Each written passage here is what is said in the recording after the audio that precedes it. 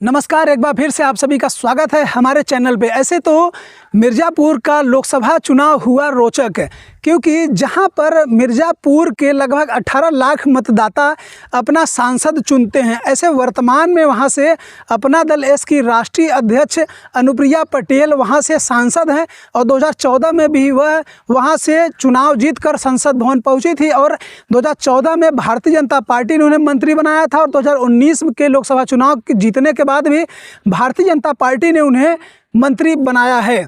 आपको यह भी बताते चले हैं कि मिर्ज़ापुर में जहां पर समाजवादी पार्टी ने राजेश एस बिंद को टिकट दिया है, वहीं पर बसपा ने अपना मौका मिर्ज़ापुर के ही रहने वाले के ऊपर दांव लगाया है।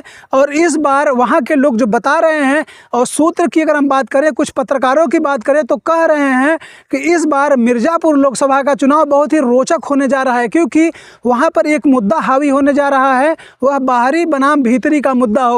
क्योंकि जिस प्रकार से समाजवादी पार्टी ने मिर्ज़ापुर में राजेश एस बिंद को प्रत्याशी बनाया, आपको यह भी बता दें कि राजेश एस बिंद उसी के बगल भदोही जिले के सुरयावा के रहने वाले हैं और अनुप्रिया पटेल भी के ऊपर बाहरी का ठप्पा लगता है। भले ही वह मिर्ज़ापुर में ही रहती हैं, लेकिन 2012 में अनुप्रिया पटेल बनारस की रोहनिया से विधायक चुनी गई थी। उसके बाद 2014 में वह एनडीए गठबंधन में शामिल हो जाती हैं और सांसदी का चुनाव लड़ती हैं और सांसद बनने के बाद मंत्री बन जाती हैं। लेकिन अभी तक एनडीए की तरफ से कंफर्म नहीं किया गया है कि अनुप्रिया पटेल मिर्ज़ापुर से ही चुनाव लड़ेंगी।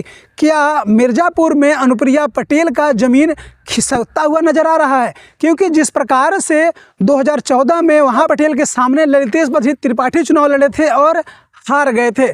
उसके बाद 2019 में भी कोई दमदार मुकाबला नहीं हुआ था। लेकिन भावना यह भी जताई जा रही है कि हो सकता है कि अपना दल कमेरावादी की राष्ट्रीय अध्यक्ष और अनुप्रिया पटेल की मां कृष्णा पटेल हो सकता है मिर्ज़ापुर से चुनाव लड़ जाएं। लेकिन जिस प्रकार से पल्लवी पटेल ने कहा था कि हम मिर्ज़ापुर, फूलपुर और कौशाम्बी चुनाव लड़ेंगे और अपना नाम वापस लेने के बाद क्या अभी भी इसमें संभावना बची हुई है? सबसे पहले ये जान लीजिए कि मिर्ज़ापुर में 5 विधानसभाएं आती हैं, जिसमें से मड़िहान, मिर्ज़ापुर, मझवा, छानबे और चुनाव विधानसभाएं आती हैं और सभी जगह भारतीय जनता पार्टी और एनडीए का कब्जा है। मझवा में विनोद कुमार बिंद निषाद से विधायक हैं, बाकी सब जगह भारतीय जनता पार्टी का ही कब्जा है। सबसे पहले ये जान लीजिए कि मिर्ज़ापुर में जातिगत अगर हम बात करें तो किस जाति के कितने वोट हैं। सबसे ज़्यादा जो मिर्ज़ापुर में प्रभाव रखता है वह ओबीसी का वोट रखता है। तो पहले चलिए हम जान लेते हैं कि जातिगत के हिसाब से कितने वोट हैं। से ओबीसी जो वोटर हैं वह लगभग 5 लाख वोटर हैं और अगर हम एससी की बात करें तो 4 लाख वोटर मिर्ज़ापुर लोकसभा में आते हैं और लगभग 2 लाख ब्राह्मण मतदाता आते हैं और इसके अलावा 2 लाख वैश्य मतदाता भी मिर्ज़ापुर लोकसभा में आते हैं। इसके अलावा 1 लाख क्षत्रिय मतदाता हैं और लगभग 1.5 लाख मुस्लिम मतदाता हैं और 2.5 लाख पटेल मतदाता हैं और कुल मिला करके लगभग 18 लाख मतदाता होते हैं और 18 लाख मतदाता अपना सांसद चुनेंगे।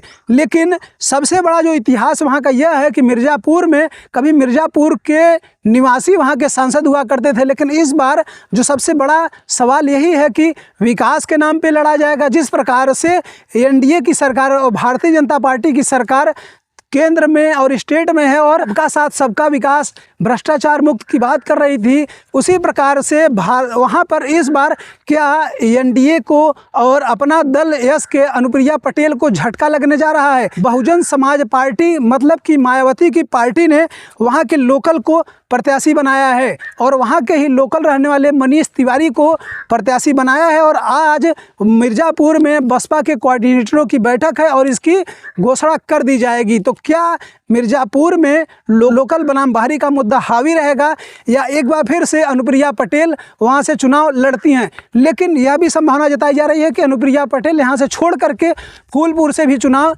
लड़ सकती है। यह तो आने वाला समय ही बताएगा कि अनुप्रिया पटेल कहाँ से लड़ती हैं या मिर्ज़ापुर के मतदाता किसी लोकल को चुनाव जिताते हैं या किसी बाहरी को चुनाव जिताते हैं, यह तो आने वाला समय बताएगा। और सबसे आखिर में वहाँ का मिर्ज़ापुर का चुनाव है। तो आप सभी लोग अपने हिसाब से बताएं मिर्ज़ापुर में क्या समस्याएं हैं, क्योंकि मिर्ज़ापुर में कुछ ऐसे ब्लॉक हैं जहाँ पर आज तक जो बुनियादी चीज़ हैं, सड़क, पानी, बिजली, ये सब चीज़ें भी अभी तक मिर्ज़ापुर के कुछ ब्लॉकों में नहीं पहुँच पाया है। खबर को लेकर के आप क्या सोचते हैं, अपनी राय जरूर दें। तब तक आप हमें विदा दीजिए। नमस्कार।